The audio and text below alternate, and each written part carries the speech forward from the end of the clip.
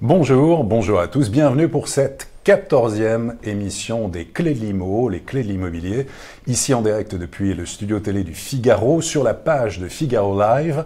Comme chaque semaine, on est là pour vous aider à éviter des pièges.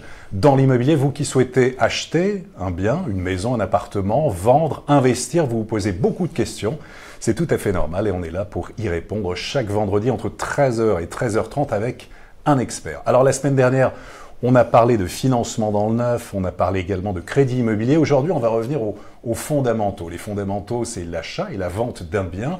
Avec notre invité, qu'on est très heureux d'avoir sur le plateau, c'est Maître Stéphane Adler. Bonjour. Bonjour Olivier. Alors, Maître Stéphane Adler, notaire à Paris, où ça, on peut situer? Paris 1er. Paris 1er.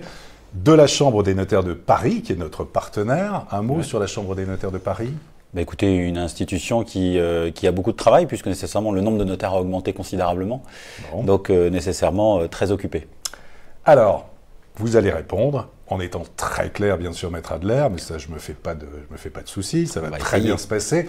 Alors, vous avez été très nombreux, merci encore à tous d'avoir posé beaucoup de questions. On en a une cinquantaine, en fait, depuis l'annonce lundi de votre venue. On a comme ça, récolter énormément de questions. N'hésitez pas, on est en direct, vous pouvez aussi intervenir, nous interpeller ou nous donner aussi vos bons plans, vos réactions, vous intervenez, on est là jusqu'à 13h30. Alors, on va démarrer tout de suite avec la première question. Question de Marc. J'habite Nancy et je dois venir pour des raisons professionnelles à Paris. Les prix de l'immobilier sont très chers, mais y a-t-il des quartiers encore abordables, entre guillemets? Comment comparer et vérifier les prix? D'abord, on a des données immobilières qui sont sur le site de la Chambre des notaires de Paris, objectivement, où vous pouvez voir arrondissement par arrondissement et puis même quartier par quartier. Donc véritablement, là, on a une base de données qui est extrêmement intéressante et puis ça nous permet de voir et de faire des comparatifs. Et puis on voit où c'est le plus cher et puis où c'est le moins cher aussi, nécessairement. Là, on a vu que, bien sûr, ça continue d'augmenter, objectivement. Je crois qu'on a plus d'un arrondissement sur deux qui a plus de 10 000 euros. 10 arrondissements sur 20 sont à plus de 10 000 euros par mètre carré. Donc c'est effectivement très important. Et on voit que le prix en moyenne augmente. On est à 9 500, on parle de janvier 2019, 9 600 en gros. Je crois qu'aujourd'hui, l'arrondissement le plus attractif au niveau des prix reste le 19e arrondissement. Donc c'est Port de la Villette, en fait, le secteur. Exactement, qui a encore du potentiel, j'ai envie de dire, et qui est encore justement, on va dire, à des tarifs qui restent quand même très élevés, parce que j'ai pas envie de dire que c'est pas cher, en réalité. C'est cher partout, c'est le moins cher, on va dire. Oui, c'est le moins cher, on peut dire à Marc. Marc, évidemment, de Nancy. Nancy, on est autour de 2 000 euros par mètre carré en moyenne dans l'ancien. C'est vrai que là, on passe à plus de 10 000. Plus de 10 000 euros du mètre carré en moyenne. On va être à 8 500 du prix en moyen. Avec le quartier, je crois que c'est Porte de la Chapelle, qui est l'un des moins chers, autour de 7 000 euros par mètre carré. Et voilà. Et puis pour la question de vérifier les prix et les valeurs, donc plutôt vous conseillez, ce qui est normal aussi, d'aller voir sur le site des notaires de Paris. Le site de la Chambre des notaires de Paris, effectivement, est plutôt bien fait et est assez interactif. Donc nécessairement, c'est plutôt, on voit justement quartier par quartier, c'est plutôt bien fait, j'ai envie de dire. Alors, question complémentaire, effectivement, plus 7% de hausse en l'espace d'une année à Paris. Est-ce que ça peut continuer comme ça longtemps encore? Alors, j'ai envie de vous répondre que non. Mais malheureusement, pour l'instant, nos prévisions en janvier 2019, c'est oui, ça va continuer à augmenter. D'accord. Voilà. Mais il y a forcément un plafond parce que le pouvoir d'achat des gens est quand même limité. Après, on est dans une métropole très attractive qui a pour effet de rendre les prix très élevés. Et au-delà de ça, c'est que Paris, c'est la capitale monde, une des capitales monde. Pas là, mais une, et qui a pour effet d'augmenter les prix, de tirer les prix vers le haut, parce que le monde entier achète à Paris. Et du coup, forcément, on n'a pas tous le même pouvoir d'achat dans le monde et on voit bien ce qui se passe. Donc oui, il y a une incidence et ça tire le prix vers le haut dans la capitale, mais finalement autour également aussi. Avec l'effet aussi sans doute du Grand Paris qui va... Exactement, c'est que la métropole du Grand Paris a pour effet effectivement d'augmenter ce prix, mais en contrepartie, les transports vont s'améliorer, donc voilà, il y aura des avantages et des inconvénients. Bon, alors donc Marc, concrètement, en tout cas, en attendant, c'est plutôt Porte de la Chapelle et du côté de la Porte de la Villette où c'est le plus abordable, entre guillemets. Pour Paris, voilà, on passe du simple au double en fait sur les arrondissements, je crois, du centre, plus le 16e arrondissement où là, on dépasse les 10 000 euros du mètre carré, même le 6e arrondissement qui est au-delà de 13 000 euros du mètre carré. C'est le plus cher. Ouais. Voilà, question suivante. Alors, question de Thierry. Peut-on bénéficier d'un crédit immobilier pour acheter des SCPI? Société civile, placement immobilier. Ouais. Alors, Thierry, sur les placements de SCPI, en fait, j'ai envie de dire, il y a 3 méthodes pour le financement. On pourrait l'envisager de manière différente. Le premier, c'est en fonction du montant emprunté. On peut peut-être être sur un crédit à la consommation, certes un peu plus cher, mais du coup plus rapide pour obtenir effectivement le crédit immobilier. Si c'est un peu plus cher, dès lors, alors c'est là où il faut faire très attention, c'est que l'objet de ce crédit doit être attaché à l'acquisition des parts de SCPI. Si c'est attaché, vous pourrez assurer la déductibilité des intérêts d'emprunt. Donc certes, un peu plus cher, mais je peux déduire ce que je vais payer. Donc voilà, ça c'est le côté crédit à la consommation. Le deuxième chose qui ne s'adresse pas forcément aux mêmes personnes, c'est le crédit in fine, où là vous ne payez que des intérêts, pas le capital. Et dans cette hypothèse-là, ça intéresse, j'ai envie de dire, les gens qui sont à l'IFI, à l'impôt, voilà, ex-ISF, devenu l'IFI, voilà, fortune immobilière. Là, pour le coup, effectivement, il y a un intérêt pour ces gens-là. Et sinon, le troisième élément qui est ni plus ni moins que le crédit amortissable, voilà, qui pourra se mettre selon une certaine durée. Donc la réponse, Marc, c'est oui. Ouais, on peut le faire. Bon. Et l'intérêt, effectivement, alors c'est bien ça, c'est l'objet. Il faut convaincre le banquier aussi. Alors voilà, c'est bien sûr. Alors en général, le banquier, qu'est-ce qu'il fait? Il va vendre ses produits. C'est-à-dire que si c'est ses SCPI, comme par hasard, il va pouvoir vous financer sans trop de difficultés. Si ce n'est pas ces SCPI, il va avoir un peu plus de difficultés pour les prises de garantie puisqu'il ne connaît pas ce qu'il y a à l'intérieur des SCPI. Donc on peut comprendre en fait le point du banquier. Très bien, très clair. Question de Kim. Je souhaite vendre ma maison sans passer par une agence car les frais sont très élevés. Qui peut m'aider et à quel coût? Et quelle est la procédure à suivre? Alors, Kim, pour vendre votre maison, nécessairement, il va falloir avoir toute une documentation en amont, désormais avec la loi Allure, où votre acquéreur doit être informé de tout un élément de choses, tout un élément d'information, notamment les diagnostics préalables, c'est-à-dire qu'il va falloir que vous les fassiez en amont, puisqu'il va falloir les donner à votre acquéreur, en tout cas donner l'information de ces diagnostics. Mais si vous êtes typiquement dans un lotissement, il y a aussi le sujet des charges, des PV, des procès-verbaux, effectivement, des associations d'écolotis. Donc, l'ensemble de cette information doit être collectée en amont pour qu'on puisse effectivement donner cette information, puisque votre acquéreur, lui, aura 10 jours pour réfléchir une fois que vous aurez signé la promesse de vente. Donc, il ne faut pas attendre d'avoir une offre pour dire « Super, j'ai ma maison, je vais la vendre tel prix ». Vous avez une offre au prix, vous dites bah maintenant il faut que je signe la promesse. Bah oui, mais du coup vous allez mettre du temps pour collecter cette information, alors qu'il faut la collecter maintenant, en amont. Et donc là pour le coup, bien sûr, le notaire qui va se charger de rédiger la promesse de vente va pouvoir vous aider pour dire quel type de documentation vous avez besoin de mettre en amont. Parce qu'en fonction d'une maison, en fonction de la date de construction, en fonction de la zone dans laquelle vous avez peut-être un diagnostic plomb à faire, un diagnostic amiante, peut-être la recherche des termites ou pas, diagnostic de performance énergétique. Enfin voilà, il y a tout un tas de documentation et d'informations à collecter en amont. Oui, alors quand on a le temps, effectivement, là c'est plutôt de passer de particulier à particulier sans passer par une agence directement, mais il faut avoir évidemment beaucoup de temps pour se constituer en fait le dossier.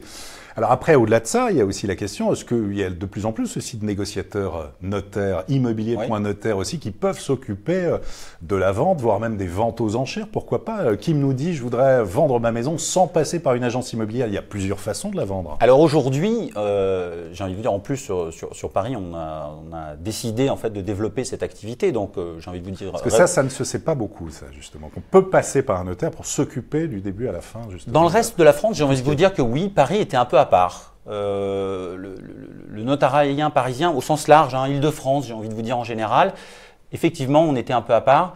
Aujourd'hui on a décidé de se lancer sur cette activité parce que d'abord on est quand même ceux qui connaissons effectivement toute la documentation exact qu'il y a à fournir aux acquéreurs. Donc oui, bien sûr, il y a des notaires qui ont des négociateurs, qui ont mis des services immobiliers en place pour négocier et pour vous dire, d'abord, pour vous faire la bonne évaluation de votre bien. C'est quand même important parce que c'est quand même le point de départ. Et puis, de vous dire comment on va faire pour le vendre. Et vous avez dit, Olivier, à juste titre, qu'il y a plusieurs méthodes pour vendre finalement. On a le système classique, on met les annonces pour vous, on va s'occuper de la visite et puis on aura arrêté avec vous un mandat en disant voilà, nous on vous conseille ce prix et puis on va discuter pour vous. Mais on a aussi la possibilité finalement de faire d'autres moyens assez modernes, assez intéressants. La vente interactive. Ah oui, alors ça se développe de plus en plus. Là, c'est sur le site des notaires, vente sur Internet directement.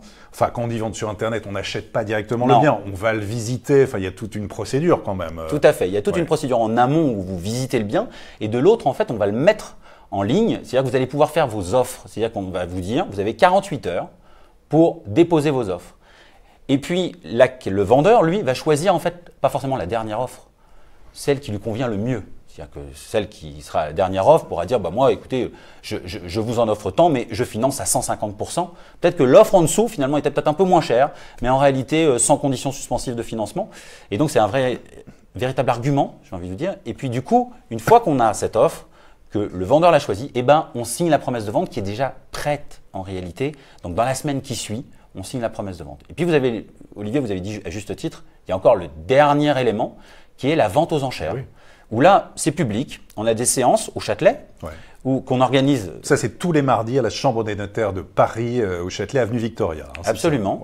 Où on l'utilise de manière assez forte et de plus en plus, avec des excellents résultats, je ne peux dire que ça. Les vendeurs sont très contents.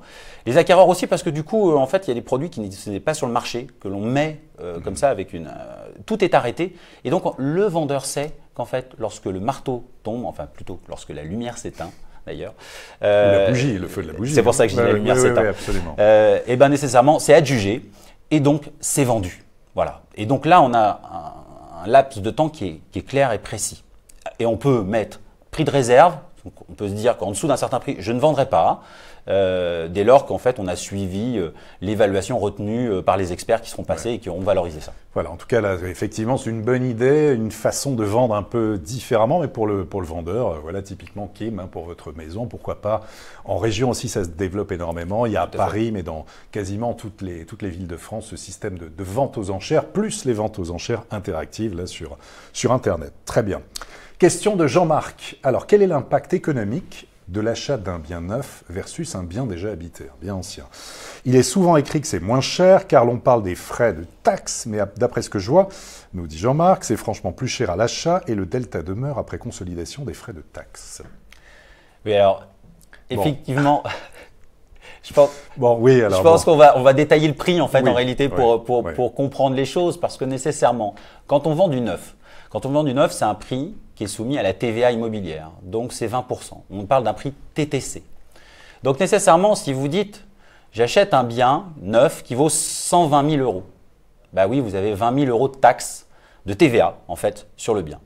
Et c'est pour ça qu'on vous dit frais de notaire réduits. Alors, tout le monde sait bien que ce n'est pas les frais du notaire, parce que ceux du notaire ne changent pas. En fait, c'est les taxes qui changent. Droit de mutation à titre onéreux. Les droits d'enregistrement. Ouais, droits d'enregistrement, voilà. Nécessairement. Et du coup, là, effectivement, dans le neuf, vous avez une taxe, une plus petite taxe, qui est de 0,715, qui frappe le prix hors taxe. Alors que dans l'ancien, c'est ce que je comprends quand on dit habiter, c'est quelque chose qui est de l'ancien, considéré de l'ancien. Alors là, vous êtes un droit d'enregistrement, donc pas de 0,715 sur le prix, mais de 5,80% sur le prix. Donc on comprend bien que d'un côté, si j'ai un bien à 120 000 euros, j'ai une taxe de 0,715 sur le prix hors taxe, mais j'ai déjà payé 20 000 euros de taxe. D'accord? Donc c'est 20 000 plus 0,715, 200 000. Alors que si j'achète dans l'ancien 120 000 euros, c'est 5,80%, 220 000 euros qui se rajoutent. Voilà. Donc bien sûr, si on fait la comparaison des taxes, il y en a un qui semble un peu plus élevé en taxes, en réalité. Mais je crois que ce n'est pas comme ça en fait, qu'il faut voir les choses, parce que d'un côté, vous avez un bien neuf avec une garantie décennale, c'est-à-dire que normalement, vous êtes tranquille pendant 10 ans. Et aux dernières normes techniques, de performance énergétique et tout ça. Donc ça veut dire Vous aussi avez des frais. tout à fait raison, Olivier. C'est que qu'on a les dernières normes RT 2012 sur le climat et choses comme ça, qui fait que nécessairement, c'est quand même plus rassurant. Et normalement, on n'a pas de travaux. Pas de frais de copro élevés, Voilà, en tout cas dans pendant un laps de temps assez intéressant. Alors que quand on achète dans l'ancien, bah nécessairement, vous n'avez plus ces garanties.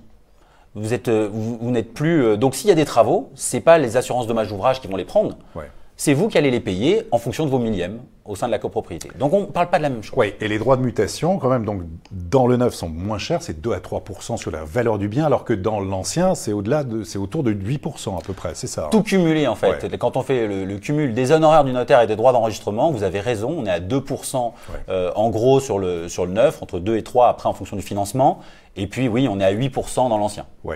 Par contre, donc, on sait bien que le prix d'un bien neuf en France, c'est la Fédération des promoteurs immobiliers qui nous l'indiquait il y a quelques jours, en moyenne, on est autour de 4 000 € par mètre carré en France. En moyenne, en Ile-de-France, c'est autour de 5 000 € par mètre carré. Il faut savoir que sur un bien ancien en France, c'est 2 500 €. Bon, enfin voilà, ce sont des moyennes, évidemment. Il faut voir, chaque bien est unique, bien sûr. En tout cas, voilà pour cette réponse à Jean-Marc. Question suivante. Alors, Fatima nous dit « J'ai acheté une maison dans l'état avec des travaux. Au bout de 13 mois, je me rends compte qu'il y a des remontées d'humidité par capillarité. Puis je me retournais contre le vendeur pour l'annulation de la vente et demander des dommages pour les travaux que j'ai effectués. » Alors Fatima, là, c'est un vrai problème en fait de vice caché, on va dire, parce que nécessairement c'est ça, c'est que manifestement, vous ne pouviez pas le voir quand vous avez visité les lieux, mais si c'est vice caché, sur le principe, si votre vendeur est un particulier, bah, s'il n'en avait pas connaissance, il ne pouvait pas vous le dévoiler. Donc, ça c'est le premier aspect, c'est qu'il n'a pas de garantie sur ce sujet. En revanche, si lui-même a caché ses vices, c'est-à-dire qu'il a fait quelque chose pour que vous ne vous apercevez pas en fait de ses vices. Là, vous avez un recours contre lui, puisque effectivement, il y a une manœuvre qui a été faite pour vous dissimuler quelque chose. Même au bout de 13 mois. Même au bout de 13 mois, puisque nécessairement, cette chose-là apparaît peut-être au bout d'un certain temps. Voilà. Ou réapparaît au bout d'un certain temps. Ce qu'on peut comprendre, la situation d'humidité, c'est voilà, forcément, c'est que ça apparaît plus en période hivernale qu'en plein été. Donc, ça peut nécessairement s'expliquer. Maintenant, c'est quand même très difficile de rapporter que cette situation préexistait, qu'on vous l'a cachée, et cela volontairement. Voilà. Donc, normalement, pas de recours contre le vendeur qui est un particulier. Ouais. Un professionnel, pas de sujet, vous aviez un recours immédiat parce que vous achetez d'un professionnel. Un particulier, normalement, on met la clause d'exonération des vices cachés. Question suivante, question de Solange. Est-ce que j'ai un quelconque intérêt fiscal ou autre à mettre dans la SCI familiale un bien donné à mes enfants, mais dont je suis usufruitière? Alors Solange, ça c'est une vaste question. Très technique, hein, là. Bon, d'autant que c'est orienté fiscal. Alors si c'est fiscal, ça veut dire le démembrement existe déjà. D'un côté l'usufruit du parent et de l'autre côté la nue propriété en fait des enfants. Si c'est ça, ça veut dire que c'est déjà rentré dans votre patrimoine et si vous l'apportez à une SCI, ça va déclencher, première chose, une première fiscalité, la plus-value, parce que c'est considéré comme une vente en réalité. Donc là, on a le premier passage, peut-être un frottement. Si on est sur la même valeur, bah, pas de sujet. Mais si on est sur une différence, c'est-à-dire que typiquement, vous avez hérité de ce bien, vous l'avez déjà donné en nue propriété il y a de ça 5 ou 6 ans. On a bien vu que les prix de l'immobilier ont changé entre-temps. Et donc, si vous l'apportez à la SCI, vous allez l'apporter pour une valeur plus importante et donc ça va vous générer une plus-value qu'il faudrait payer alors que vous n'encaissez pas d'argent. Donc fiscalement, là pour le coup, pas d'intérêt. Et puis, si ce bien en fait est mis en location, bah, j'ai envie de dire, deuxième aspect, c'est qu'on a un sujet, c'est est-ce que l'usufruit se reporte sur les parts sociales ou l'usufruit génère des pleines propriétés de parts? Donc là, on a un problème de dispatch de revenus. Oui, donc là encore, on a une autre difficulté. Voilà. Je ne crois pas qu'il y ait un intérêt fiscal. Bon, il y a un intérêt civil. Ça, c'est clair. Bon, pas d'intérêt fiscal, en tout cas, Solange. Voilà la réponse de Maître Adler, toujours en direct depuis Figaro Live pour ses clés de l'IMO, spécial immobilier, vous aider à dénouer des pièges éventuels et vous aider à vous qui souhaitez acheter ou vendre une maison ou un appartement. Question de Philippe. Question d'Alexia. Alexia. Je souhaite savoir si un bien immobilier acheté en loi Cellier peut être vendu au bout de 9 ans, même s'il y a une carence de location d'1 an précédant l'année de la vente, et est-ce qu'il y a des conséquences? Alors le Cellier, c'est l'ex-Pinel, on va dire, dans le neuf. on achète un bien neuf que l'on met en location pendant, alors c'était 6 ans, 9 ans ou 12 ans, en contrepartie d'une réduction d'impôt. Alors pour le cellier. Alors justement, on s'est engagé à le louer pendant une certaine période. Et vous avez le droit d'un taux de vacances, en fait, entre le locataire que vous aviez et celui qui est parti. Et le texte dit 1 an. Voilà. Si finalement… Un an au-delà, on perd l'avantage fiscal. Eh bien, on peut remettre en cause votre avantage fiscal. En tout cas, c'est prévu dans les textes comme ça. Donc nécessairement, si pendant 8 ans, il a été loué et puis que le locataire est parti, et que vous avez une latence d'1 an et que vous le mettez en vente, vous avez respecté votre engagement de location sur les 9 ans et vous respectez le texte. Donc, pas de sujet.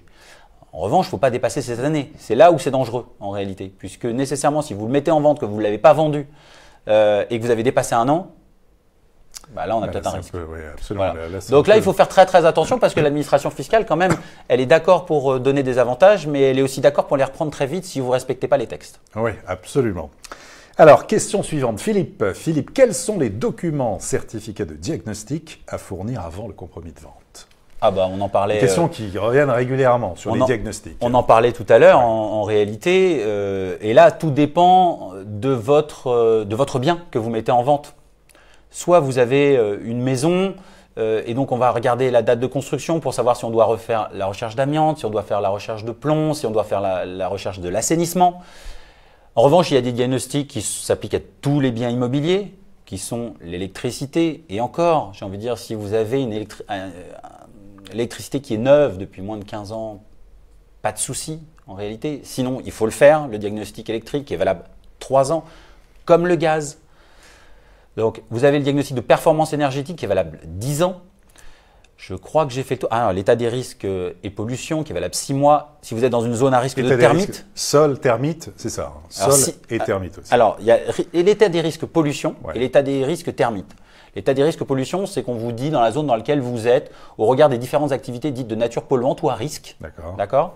Et vous êtes dans une zone inondable, par exemple, vous voyez, comme information qui vous sera donnée sur ce diagnostic. Sinon, on a aussi, si vous êtes dans une zone parasitaire, enfin à risque de parasites, là, vous avez un état parasitaire à faire qui doit être valable 6 mois.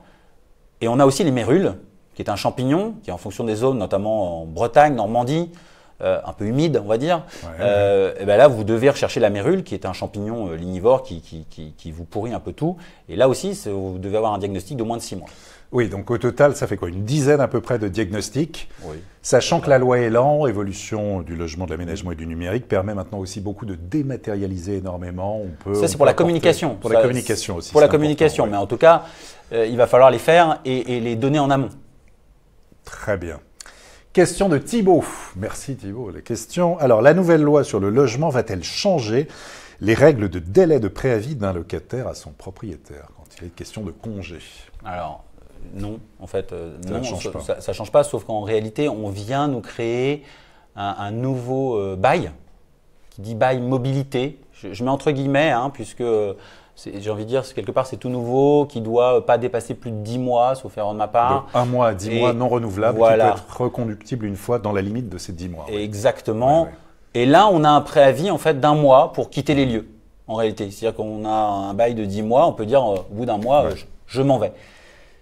C'est tout. C'est la seule nouveauté sur le délai. En fait, sinon, rien n'a changé à ce sujet. Oui, parce qu'on se rappelle pendant très longtemps, le délai de préavis d'un locataire vis-à-vis de son propriétaire pour donner congé, en fait, c'était 3 mois pendant très longtemps. La loi Allure a ramené à 1 mois en zone tendue. Voilà.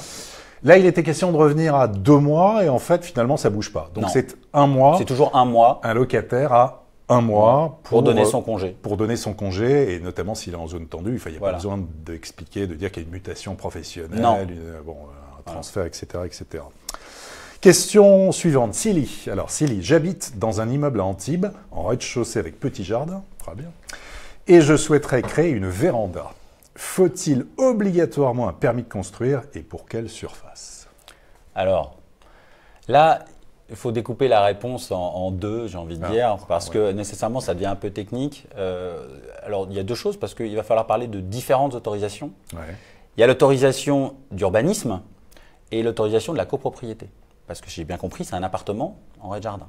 Donc, on est en copropriété. Le jardin, c'est une partie commune à jouissance privative, sûrement. Voilà, et donc nécessairement, il faudra que l'Assemblée générale des copropriétaires dise qu'ils sont d'accord pour que oui ou non, en tout cas, voilà. d'accord. Une fois qu'on a cet aval, parce qu'il faut commencer par là, en fait, en réalité, sinon ça ne sert à rien de déposer. Il ne peut pas faire sa véranda tranquillement tout seul. De toute façon, Non. il est obligé d'en référer à la copropriété. Sauf à ce que le règlement de copropriété prévoit déjà, finalement, en fait, dans le règlement, qu'il est possible d'installer une véranda. D'accord. Ce qui m'étonnerait. Une fois qu'on a ça, il faut effectivement voir avec l'urbanisme, voir si c'est possible. Alors, deux façons de faire. Soit c'est moins de 40 mètres carrés. Sur le principe, c'est une déclaration préalable que l'on fait auprès de la mairie. Et si elle ne s'y oppose pas, dans le délai d'1 mois, vous pouvez le faire. Après, il y a des exceptions à ça, comme partout, j'ai envie de vous dire. C'est que si ça pourrait faire changer la destination, si ça pourrait faire, en fait, aurait été d'être plus de 40 mètres carrés, de changer l'aspect extérieur de l'immeuble. Normalement, véranda, ça change un peu l'aspect extérieur de l'immeuble. Ouais, bon. D'accord ? Il faut un permis de construire. Voilà. Et le délai d'instruction n'est pas le même en fonction du zonage dans lequel vous êtes, que ce soit la déclaration préalable ou le permis de construire, parce que nécessairement, si vous avez un architecte des bâtiments de France, et là je vais vous donner un exemple parisien typiquement, on est dans une zone dite ou soumise à l'architecte des bâtiments de France, vous avez des délais plus longs que la normale. Donc on peut dire pour Silly en tout cas, bon, faut pas perdre espoir, mais bon, c'est compliqué. Il y a la copropriété, plus après les règlements d'urbanisme et le permis de construire aussi. Vous avez raison, il faut pas perdre espoir, jamais. Mais c'est un peu long en fait, mais on le voit régulièrement, donc c'est pas non plus insurmontable en réalité. D'abord au niveau de la copropriété, j'ai envie de vous dire que si ça a déjà été fait dans la copropriété, il y a un principe de théorie de droit acquis, c'est que il n'y a pas de raison, si ça a déjà été donné auprès d'un copropriétaire, il n'y a pas de raison que ça soit refusé pour ce copropriétaire-là. Et puis après l'urbanisme, si vous respectez en fait les règles d'urbanisme, votre véranda, vous l'aurez, vous aurez l'autorisation. Bon, on garde espoir, en tout cas, Silly, pour cette véranda à Antibes. Alors, question de Rennes. Rennes, quelle est la fiscalité applicable à la vente en viager ? Alors, la vente en viager, il y a deux aspects à envisager. C'est le côté vendeur et le côté acquéreur. Le côté vendeur, on appelle le crédit rentier.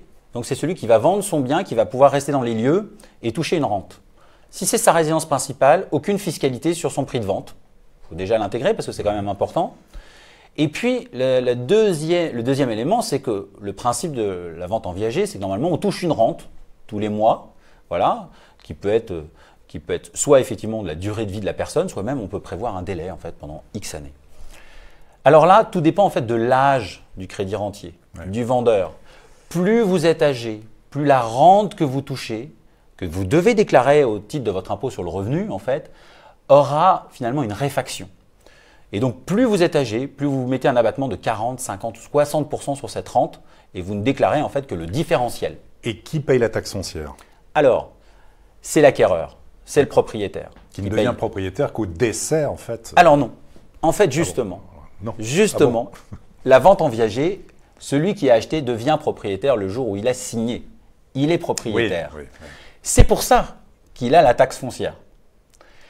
En revanche, sur cette taxe foncière, il y a la taxe des ordures ménagères que vous pouvez refacturer au crédit rentier. Voilà.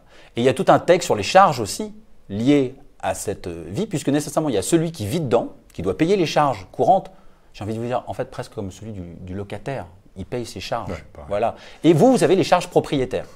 Voilà. Donc c'est ça la relation. Et effectivement, plus vous êtes âgé, plus c'est intéressant de vendre en viager. Très bien. Allez, on passe à une dernière question. Question de Daniel. Quels sont les pièges à éviter lors de l'acte de vente ? Y a-t-il obligation de payer le prix du bien le jour où il est inscrit dans l'avant-contrat de vente, au comptant, à terme ou sous forme de rente ? Alors, je vous avoue que je n'ai pas tout compris. Voilà, c'est la question. Je vais essayer de la. En quoi il faut faire très attention. Voilà. Alors, dans un avant-contrat, sur lequel il faut faire très attention, c'est être sûr qu'on puisse respecter les délais en réalité qui sont indiqués dedans, parce qu'il y a un enjeu en général. Cet enjeu, quand on signe cet avant-contrat, c'est le dépôt de garantie, c'est l'indemnité d'immobilisation, qui est le prix de la promesse. Et donc, si vous ne respectez pas le délai, vous avez versé cette indemnité, vous la devez, vous la perdez. C'est un peu, voilà, j'ai envie de dire, toutes les conditions suspensives sont réalisées. Typiquement, vous avez eu votre financement, toutes les informations qu'on devait vous donner, vous les avez eues. Et au bout du compte, vous dites, je ne vais pas acheter tout de suite. Peut-être l'année prochaine, en fait, en réalité. Non, ça, c'est pas possible, on comprend bien. Il y a un déséquilibre du contrat, vous avez versé une indemnité, vous la perdez. Ça s'appelle un caprice, quelque part. C'est la sanction du caprice. Maintenant, une des conditions suspensives ne se réalise pas, on n'en parle plus. On récupère son indemnité d'immobilisation et chaque partie reprend sa liberté. Donc pas de problème.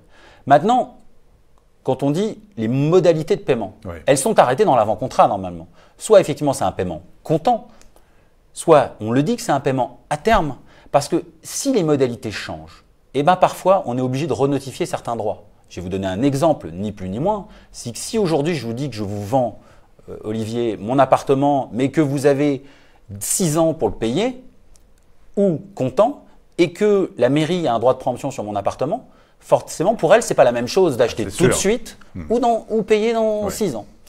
Donc ça a une incidence sur le délai de réalisation. Du coup. Donc oui, les modalités de paiement doivent être arrêtées au jour de l'avant-contrat, parce que si on les rediscute après, c'est toujours possible, puisque la convention c'est la loi des parties, hein, donc tout est possible, mais forcément il y aura un impact sur les délais. Eh bien c'était parfait, maître Stéphane Adler, très clair et très précis. Il est 13h32. Merci à vous, les internautes, de nous avoir suivis sur Figaro Live. Figaro Imo pour cette émission Les Clés de l'Imo. C'est bien passé? C'était parfait, c'était très, très sympathique. Vous reviendrez? Avec plaisir. Très bien, le rendez-vous est pris. On se retrouvera en tout cas la semaine prochaine là pour évoquer le crédit immobilier. On parlera financement dans l'immobilier pour les maisons et les appartements. Très bon week-end à tous et donc à très bientôt pour une prochaine édition des Clés de l'Imo.